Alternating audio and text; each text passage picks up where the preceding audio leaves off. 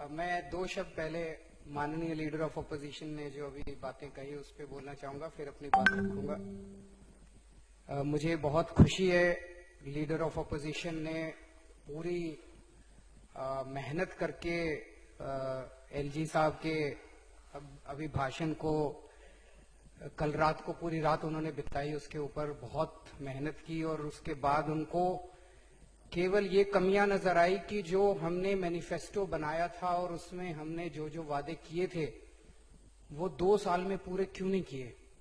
जैसे हमने कहा था भाई इतने स्कूल बनाएंगे, इतने कॉलेज बनाएंगे, इतने ये बनाएंगे, इतने बनाएंगे, उसको छोड़ के जैसे जितनी देश भर में बीजेपी की सरकारें हैं उनके ऊपर रोज भ्रष्टाचार के आरोप लगते हैं, रोज उनके मंत्रियों पे बलात्कार के आरोप लगते हैं, बच्चों की तस्करी के आरोप लगते हैं।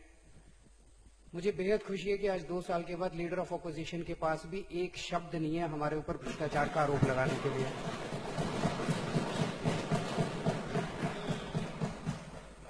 पूरी मेहनत के बाद उनको ये नजर आया। मैं उनको कहना चाहता हूं कि जैसे अमित शाह जी ने कहा था कि मैनिफेस्टो तो चुनाव के पहले जुमला होता है, हम मैनिफेस्टो को जुमला नहीं मानते, हम उसको गीता बाइबल मानते हैं और मैनिफेस्टो में लिखी हुई एक एक बात 5 साल के अंदर पूरी करके दिखाएंगे, ये मैं आपको आश्वासन देता हूं, दिल्ली की जनता को आश्वासन देता हूं। एलजी साहब ने कल अपने अभिभाषण में सरकार द्वारा 2 साल में किए गए सारे कामों का ब्यौरा दिया। कोई भी सरकार अपने कामों की बड़ी अच्छी प्रशंसा कर लेती है। एलजी साहब ने अपनी सरकार की तारीफ की, हम भी अपनी तारीफ खूब कर सकते हैं, लेकिन असली तारीफ तब होती है जब सड़क पे चलता हुआ आदमी कहे कि इस सरकार से मेरे को फायदा हो गया। आज मैं चैलेंज करता हूं, यहां से बाहर निकलते हैं और जो पहले 100 आदमी मिले उनसे पूछ लेना जी दिल्ली की आम आदमी पार्टी सरकार ने क्या क्या काम किए और दिल्ली में 10 साल में एमसीडी ने क्या क्या काम किए। दिल्ली का बच्चा कह रहा है जी बिजली के बिल रेट आधे हो गए, हमारे बिजली के बिल कम हो गए। मेरे ख्याल से 83% लोगों को बिजली की सब्सिडी का फायदा हुआ है। बच्चा कह रहा है जी हमारे पानी के बिल 0 हो गए, 12.5 लाख लोगों के पानी के बिल 0 हो गए। दिल्ली का बच्चा कह रहा है जी अस्पतालों में जाते थे पहले दवाइयां नहीं मिलती थी, अब अस्पतालों में जाते हैं फ्री में सारी दवाइयां मिलने लग गई हैं। दिल्ली का बच्चा कह रहा है जी मोहल्ला क्लिनिक बहुत अच्छे बन गए। दिल्ली का बच्चा कल मैं नजफगढ़ से वापस आ रहा था, एक ट्रैफिक जैम में फंस गया, तो वहां पे कई सारे आसपास के दुकान वालों ने मेरे को देखा, उन्होंने चारों तरफ से गाड़ी घेर ली, मैंने शीशा नीचे करा। एक लड़का कहता है जी आपने स्कूलों का तो काया पलट कर दिया। वो असली सर्टिफिकेट है हमारा। जब मैं एक पिक्चर देखने गया कुछ दिन पहले, जब हॉल में घुस रहा था एक सिक्योरिटी गार्ड ने रोक लिया मेरे को, कहता है जी मेरा बच्चा सरकारी स्कूल के अंदर पढ़ता है, आप लोगों ने एक काम तो बड़ा अच्छा किया, सरकारी स्कूलों की काया पलट कर दी। जब वो सड़क के ऊपर मोहल्ले के अंदर खड़ा हुआ आदमी कहता है जी मेरी जिंदगी में बदलाव आ गया, वो असली सर्टिफिकेट है। तो दिल्ली सरकार ने जो काम किया उसकी तारीफ आज अगर आप जनता से पूछे, जनता उसकी तारीफ कर रही है। हमारे माननीय लीडर ऑफ अपोजिशन सामने बैठे हैं। मध्य प्रदेश में कितने साल से बीजेपी की सरकार है? 10 साल से, 10-12 साल हो गए। 12 साल में मध्य प्रदेश की सरकार ने 5 काम गिना दो जो करें, मैं चैलेंज करता हूं। व्यापन छोड़ के, वो तो बहुत बड़ा काम करा। 5 काम गिना दो, आपको भी नहीं याद होंगे लेकिन आपको हमारे काम याद हैं।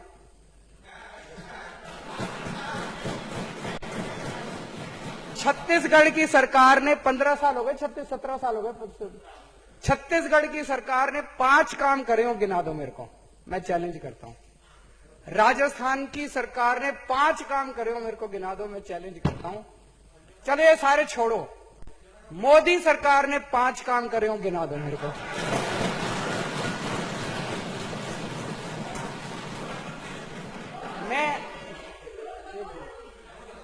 मैं आपको दोष नहीं देता, मोदी जी को भी नहीं पता कि 5 क्या काम करें।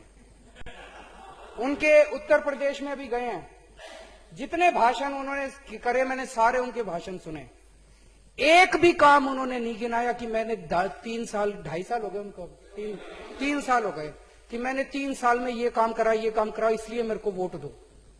एक काम नहीं गिनाया। मैं भी पंजाब गया था अभी, मैंने भी पंजाब के अंदर वोट मांगे थे। मैंने कहा था दिल्ली में हमने ये काम करे, पंजाब में भी ये काम करके दिखाएंगे। हमने काम के आधार पे वोट मांगे। प्रधानमंत्री जी ने शमशान घाट के नाम पे वोट मांगे। एमसीडी में 10 साल हो गए आपको। एमसीडी में एक काम बता दो जो आपने करा हो पिछले 10 साल के अंदर, एक काम कराओ जो जनता कह दे कि काम करा एमसीडी वाला। बैठो बैठो, नोट कर ले, उसके बाद बता देना, उसके बाद बता देना। अब मैं आपको थोड़ा सा कंपेयर करके बताना चाहता हूं। दिल्ली में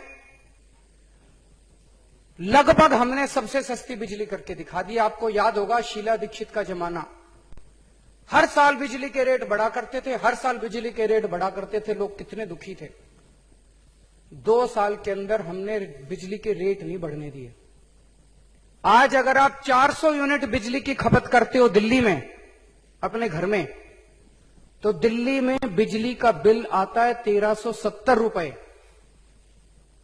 और अगर आप गुजरात में बीजेपी की सरकार है, किससे 89 से है, कितने साल हो गए, 28 साल से बीजेपी की सरकार है।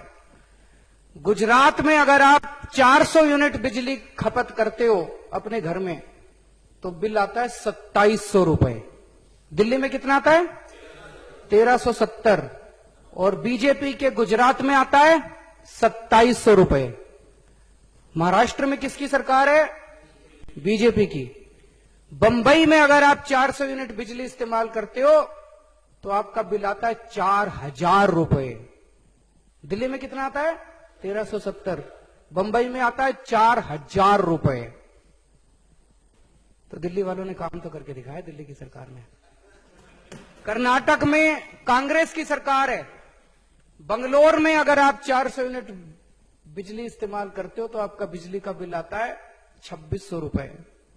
पूरे देश में सबसे सस्ती बिजली करके दिखा दी हम लोगों ने। पहले कहा करती उनको गवर्नेंस नहीं आती, गवर्नेंस हमसे सीखो। अब 8000 नए क्लासरूम बनाए। एक स्कूल के अंदर लगभग 40 के करीब क्लासरूम होते हैं। उस हिसाब से देखो तो 200 नए सरकारी स्कूल बन गए दिल्ली के अंदर। मैं चैलेंज करता हूं 12 साल के अंदर शिवराज सिंह चौहान ने मध्य प्रदेश में 200 स्कूल बनाए हो तो मैं चैलेंज करता हूं 15 साल में छत्तीसगढ़ के अंदर डॉक्टर रमन सिंह ने अगर 200 स्कूल बना दिए हो तो, और मैं चैलेंज करता हूं एमसीडी वालों ने 5 स्कूल बना दिए हो तो 10 साल के अंदर एक भी स्कूल नहीं बनाया उन्होंने। हमने 200 नए सरकारी स्कूलों के बराबर का इंफ्रास्ट्रक्चर 2 साल के अंदर खड़ा करके दिखा दिया। और एक हमारे स्कूल में चलो अब जो नए सरकारी स्कूल बन रहे हैं, लिफ्टें लग रही हैं, स्विमिंग पूल बन रहे हैं, और एक एमसीडी का सरकारी स्कूल कंपेयर करके देख लो, जमीन आसमान का अंतर है। जनता को खुद ही दिखाई दे रहा है। पिछले एक किस्म की राजनीति है, जब प्रधानमंत्री जी उनका हवाई जहाज बताते हैं बड़ा फन्ने खा है, वो एयरफोर्स 1 क्या कहते हैं उसको, क्या नाम है उसका, कुछ नाम है एयरफोर्स 1, इसका क्या है, और बड़ा शानदार है बताते हैं, अंदर से सारी सुविधाएं हैं नहाने की और फलाना ढिमका सारा सब कुछ है। वो लेके घूमते रहते हैं सारी दुनिया में। और मतलब एक वो राजनीति है जहां प्रधानमंत्री पूरी दुनिया के अंदर हवाई जहाज पूरी दुनिया का दौरा कर लिया। पिछले 2 साल के अंदर मैं केवल एक विदेश यात्रा पे गया था, इटली गया था, मदर टेरेसा के बेनेडिक्शन के ऊपर। दिल्ली की आम आदमी पार्टी का मुख्यमंत्री विदेश नहीं जाता। दिल्ली की आम आदमी पार्टी की सरकार के अंदर प्रिंसिपल फॉरेन जाते हैं, हार्वर्ड जाते हैं, कैम्ब्रिज जाते हैं, ट्रेनिंग करने के लिए जाते हैं। मैं विदेशों में नहीं घूमता, अपने प्रिंसिपलों को भेजता हूं ट्रेनिंग करने के लिए विदेशों के अंदर। और वो सारी इतनी सारी प्रधानमंत्री जी ने विदेश यात्राएं करी, और पूरी दुनिया के अंदर आज देश की थू-थू हो रही है नोटबंदी के बाद। सारे लोग, पूरी दुनिया के लोग कह रहे हैं कि क्या प्रधानमंत्री है, क्या इसने नोटबंदी करी, पूरी दुनिया में थू थू हो रही है। और आज मैं एक भी देश में नहीं गया और पूरी दुनिया के अंदर आम आदमी पार्टी के कामों की चर्चा हो रही है। कोफी अन्नान, कितने बड़े आदमी है कोफी अन्नान, यूनाइटेड नेशंस के फॉर्मर सेक्रेटरी, उन्होंने बोला है कि चिट्ठी लिखी है मेरे को, उन्होंने बोला है कि जो मोहल्ला क्लिनिक दिल्ली सरकार ने बनाया पूरी दुनिया के अंदर बनने चाहिए ऐसे। अभी सिंगापुर में आप गए थे, किसकी कॉन्फ्रेंस थी? हेल्थ, पूरी दुनिया के हेल्थ मिनिस्टर आए थे सारे देशों के, और वहां पे दूसरे हेल्थ मिनिस्टर को बोलने का मौका नहीं मिला, दिल्ली के हेल्थ मिनिस्टर को वहां पे अपनी बात रखने का मौका मिला सिंगापुर के कॉन्फ्रेंस में। और पूरी दुनिया के हेल्थ मिनिस्टर्स ने तारीफ करी कि दिल्ली के अंदर, वो वीडियो देखना नेट के ऊपर है, पूरी दुनिया के हेल्थ मिनिस्टर्स ने एक के बाद एक तारीफ करी कि दिल्ली में जो मोहल्ला क्लिनिक बन रहे हैं। ऑड इवन हमने करा, पूरी दुनिया में जहां जहां ऑड इवन किया गया वहां फेल हो गया। पहली बार पूरी दुनिया के अंदर ऑड इवन दिल्ली में हमने सक्सेसफुल करके दिखाया था। आज पूरी दुनिया के अंदर उसकी तारीफ हो रही है। 106 डिस्पेंसरी आप बता रहे थे, प्राइमरी हेल्थ सेंटर या मोहल्ला क्लिनिक, एक तरह से उसी का वो है। 106 मोहल्ला क्लिनिक बना चुके, जिसकी पूरी दुनिया में तारीफ है। मैं चैलेंज करता हूं, छत्तीसगढ़ में 106 डिस्पेंसरी अगर डॉक्टर रमन सिंह ने 15 साल में बना के दिखा दी। मैं चैलेंज करता हूं, मध्य प्रदेश में उन्होंने 106 डिस्पेंसरी 10 साल में बना के दिखा दी। एक डिस्पेंसरी उन्होंने नहीं बनाई, हमने 2 साल के अंदर इतनी डिस्पेंसरी बना के दिखा दी। अब मैं आपको 2 पुलों की कहानी, 2 फ्लाईओवर की कहानी सुनाना चाहता हूं। एक आम आदमी पार्टी की सरकार ने बनाया फ्लाईओवर, और एक भारतीय जनता पार्टी की एमसीडी फ्लाईओवर बनाने की कोशिश कर रही है, प्रयासरत है। 1.5 साल के अंदर हमने 5 फ्लाईओवर बना दिए, 1.5 साल में। एक फ्लाईओवर जो मैं अक्सर उदाहरण देता हूं, 325 करोड़ का बनना था, समय से पहले पूरा कर दिया, 200 करोड़ में पूरा कर दिया, 125 करोड़ रुपए बचा लिए क्योंकि नीयत साफ थी। बीजेपी की एमसीडी 2006 से एक रानी झांसी फ्लाईओवर बनाने की कोशिश कर रही है। 177 करोड़ रुपए का बनना था, 724 करोड़ रुपए खर्च हो चुके, और अभी भी आधा भी नहीं बना वो दूर दूर तक। क्यों? क्योंकि नीयत खराब थी। दोस्तों, जैसा मैंने कहा कि पिछले 1.5 साल में बहुत सारे काम किए, लेकिन इन लोगों ने बहुत सारी अड़चनें अड़ाने की कोशिश करी। जब हम राजनीति में आए थे हमें लगता था राजनीति खराब है, लेकिन अंदर घुसने के बाद पता चला कि राजनीति कितनी ज्यादा खराब है, इतनी ज्यादा खराब है कि देश लुट जाए, लोग मर जाएं, सब कुछ बर्बाद हो जाए, लेकिन सत्ता और पैसे के लिए किसी भी हद तक जा सकते हैं। दिल्ली के लोगों ने 70 में से 67 सीट दी। 70 में से 67 सीट भारत के इतिहास में तो कभी किसी पार्टी को मिली नहीं। 70 में से 67 सीट का काम क्या का मतलब क्या था? 70 में से 67 सीट का मतलब यही था कि दिल्ली की जनता कह रही है, इनको 3 दी और कांग्रेस को 0 दी, कि दिल्ली की जनता कह रही है अब तुम चुपचाप रहना, अब आम आदमी पार्टी को काम करने देना। पूरा जम के ठप्पा लगाया दिल्ली की जनता ने कि भाई अब जो आम आदमी पार्टी 5 साल, अब आम आदमी पार्टी जो ये सरकार कहेगी वही होएगा, अब कुछ नहीं होएगा दिल्ली में। लेकिन मोदी जी हार गए, और हारने के बाद उन्होंने दिल्ली की जनता से जो बदला लेना चालू किया, वो बता नहीं सकता। आज हमने 49 दिन की सरकार, 49 दिन की सरकार में एक चीज जो आज सारे दिल्ली के तो छोड़ो, तो सारे देश के लोग याद करते हैं, वो क्या है कि जी पैसा लेना बंद कर दिया था सबने। पुलिस वालों ने पैसा लेना, ट्रैफिक लाइट पे पैसा लेना बंद कर दिया था। खौफ था इनके अंदर, अफसरों के अंदर, कि अब ये ऐसी सरकार आई है छोड़ेगी नहीं। जो सरकार मुकेश अंबानी के खिलाफ एफआईआर करने की हिम्मत रखती है वो हमको नहीं छोड़ने वाली। सारे अफसरों ने पैसा लेना बंद कर दिया था, इतना जबरदस्त माहौल था दिल्ली के अंदर। जैसे ही हमारी दोबारा सरकार बनी, मोदी जी ने एंटी करप्शन ब्रांच पे कब्जा कर लिया। अच्छा भाई तुम ले लो, पर तुम कुछ करके तो दिखाओ।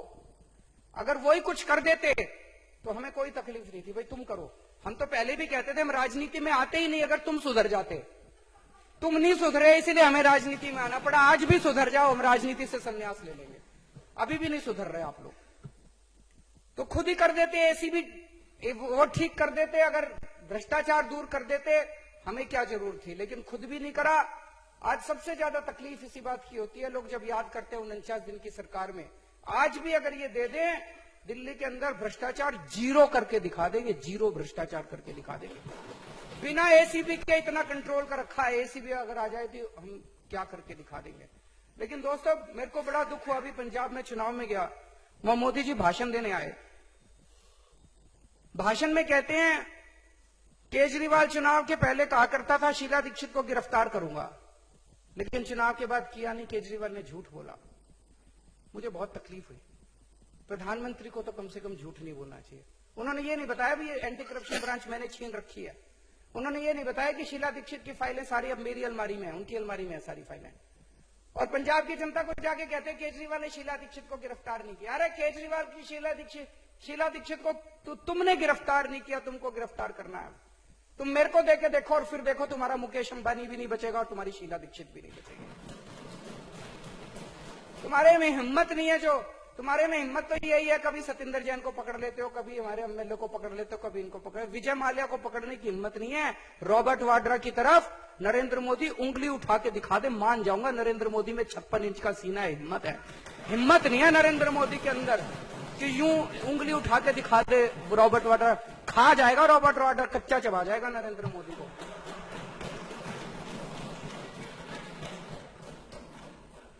मिनिमम वेजेस की फाइल कितनी इंपॉर्टेंट फाइल थी, अगस्त के अंदर ही हो गया होता, अगस्त में आ गया था निर्णय। क्या करा, नजीब जंग साहब को फोन करा मोदी जी ने, कोई भी इनका काम मत होने दो। नजीब जंग साहब ने फाइल पे क्या लिखा, सिलेक्शन, हम लोगों ने मिनिमम वेज बोर्ड, एक कमेटी बनती है, वो कमेटी में 15 सदस्य होते हैं, कानून में लिखा है 5 सदस्य ट्रेड यूनियन के होते हैं, 5 सदस्य इंडस्ट्री वालों के होते हैं, 5 सदस्य सरकार के होते हैं। हमने उसी हिसाब से बनाई थी। फाइल पे लिखा, आपने मेरी अप्रूवल नहीं ली, इसलिए मैं इस पूरी की पूरी प्रोसीडिंग्स को, बिचारी कमेटी ने 7 मीटिंग करी, पूरा मार्केट का सर्वे कराया, 6 महीने तक उन्होंने अपना खून पसीना बहाया, उसके बाद रिपोर्ट दी। उस पूरी रिपोर्ट को ये कह के खारिज कर दिया कि मेरी उस कमेटी की अप्रूवल नहीं ली थी। अरे अप्रूवल लेनी नहीं थी हमारे हिसाब से, पर मान लो लेनी भी थी तो दे देते, बाद में दे देते। कोई किसी का कुछ घस जाता अगर बाद में दे देते, कोई नजीब जंग साहब की इज्जत कम हो जाती, मोदी जी की इज्जत कम हो जाती, अगर जनता का फायदा हो जाता, क्या हो जाता, दे देते। खारिज कर दी वो। जनता से दुश्मनी ले रहे, जो आदमी जनता से दुश्मनी लेता है वो कभी भी आगे तरक्की नहीं कर सकता, ये सोच लेना। लेकिन फिर हम लोगों ने भी इसको इज्जत का सवाल नहीं बनाया, हमने कहा चलो दोबारा, वो कहते दोबारा कमेटी बनाओ, वही मेंबर दोबारा बना दिए, वही फिर 7 मीटिंग करी, वही फिर सर्वे कराया। कोई किसका फायदा हुआ बताओ? अच्छा, इस पूरी मशक्कत से किसी का फायदा हुआ हो? 8 महीने खराब हो गए, बस यही हुआ। कोई मोदी जी की इज्जत में 4 चांद लग गए हो तो बता दो भाई, मिनिमम वेज 8 महीने जनता को, बेचारी जनता को और ज्यादा मिल जाते। इतना इन लोगों से लड़ के अनऑथराइज्ड कॉलोनीज, अभी अनऑथराइज्ड कॉलोनीज की बात कर रहे थे, यही करा दो। अनऑथराइज्ड कॉलोनीज को रेगुलराइज करने के लिए, पक्का, कच्ची कॉलोनियों को पक्का बनाने के लिए 1.5 साल पहले फाइल भेजी थी केंद्र में, अभी तक नहीं करके दी। कुंडली मार के बैठे हैं मोदी जी। क्यों? दिल्ली की जनता से बदला लेना है। किस से बदला लोगे? सारे देश से बदला लोगे क्या? बिहार में भी हार गए, दिल्ली में भी हार गए, पंजाब में भी हारोगे, उत्तर प्रदेश में भी हारोगे, सब जगह किस से बदला लोगे? काम करो, काम के बेसिस पे जनता वोट देती है। 1.5 साल हो गए, अब हाई कोर्ट ने फटकार लगाई है मोदी सरकार को कि क्यों बैठे हो 1.5 साल से, इसके ऊपर निर्णय लो। मैं आपको ये काम सौंपता हूं आज। पूरा सदन भाई हाथ खड़ा करके बता दो सारे मंजूर है। सारे आज विजेंद्र गुप्ता जी को ये काम सौंपते हैं कि अनऑथराइज कॉलोनी, कच्ची कॉलोनी को पक्का कराने की फाइल क्लियर करा के ला दो केंद्र सरकार से। ये तो करा सकते हो।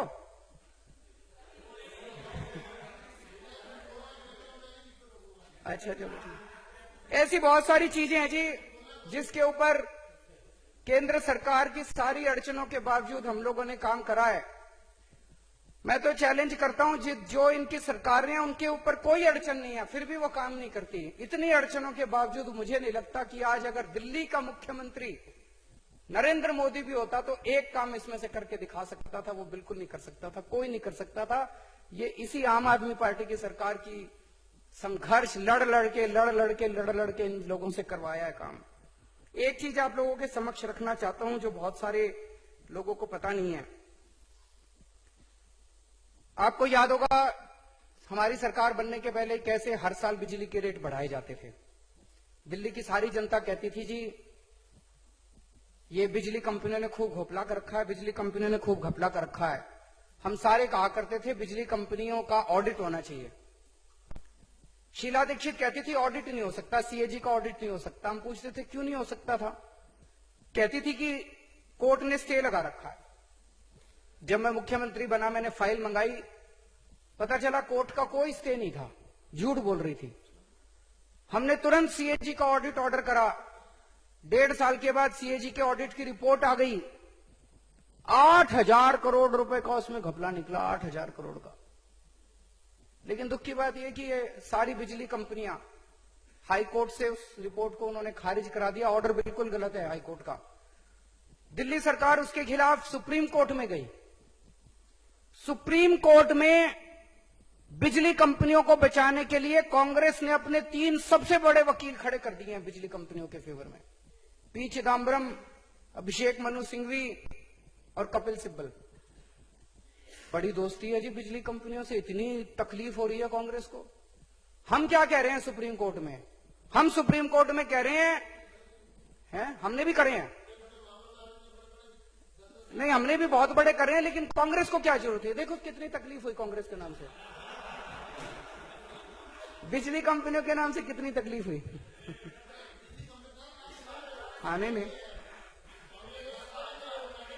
हाँ कांग्रेस नहीं मिली हुई ना आप? अच्छा चलो, तो हम क्या कह रहे हैं सुप्रीम कोर्ट में? हम सुप्रीम कोर्ट में कह रहे हैं भाई ये 8,000 करोड़ रुपए का घपला हुआ, इस ऑडिट रिपोर्ट को लागू किया जाए। 8,000 करोड़ रुपए की बिजली कंपनियों से रिकवरी की जाए और दिल्ली के अंदर बिजली के दाम और कम किए जाएं।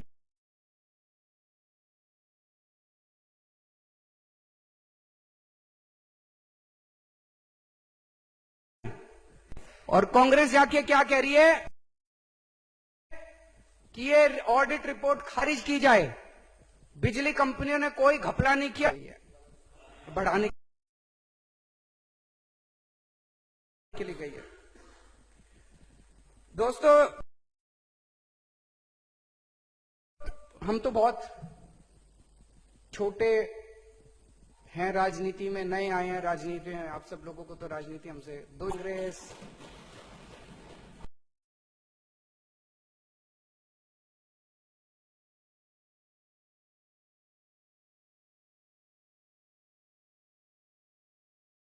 सारा घालमेल है, सारा घालमेल है।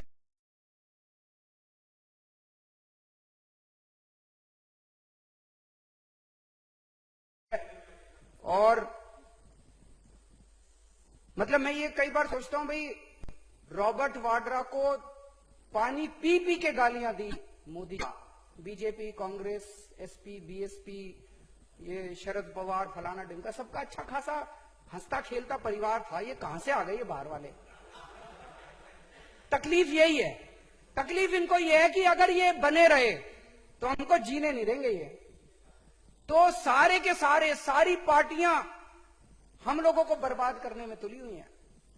पिछले 3 साल के अंदर मोदी जी ने कांग्रेस के एक रॉबर्ट वाड्रा तो खैर बहुत, उनसे भी बहुत ऊंची चीज है मोदी जी से भी, कांग्रेस के एक सरपंच को भी गिरफ्तार नहीं किया। पूरे देश के अंदर एक सरपंच गिरफ्तार किया हो कांग्रेस का, और हमारे 20 एमएलए गिरफ्तार कर लिए।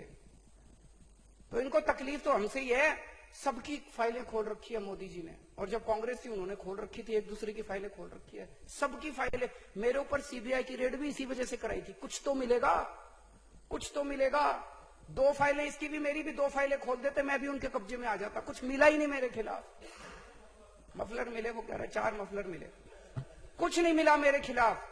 ये सारा हमारी इनकम टैक्स के अंदर हमारी पार्टी के रोज हमारी सम्मान कर करके, मैं भी इनकम टैक्स में काम करता था, इस तरह से इनकम टैक्स विभाग का राजनीतिकरण मैंने अपनी जिंदगी में कभी नहीं देखा। जिस बेशर्मी के साथ इनकम टैक्स ऑफिसर आम आदमी पार्टी के ऑडिटर को बुलाता है स्टेटमेंट रिकॉर्ड करने के लिए और उसको धमकी देता है कि आप आम आदमी पार्टी के साथ संबंध तोड़ दो।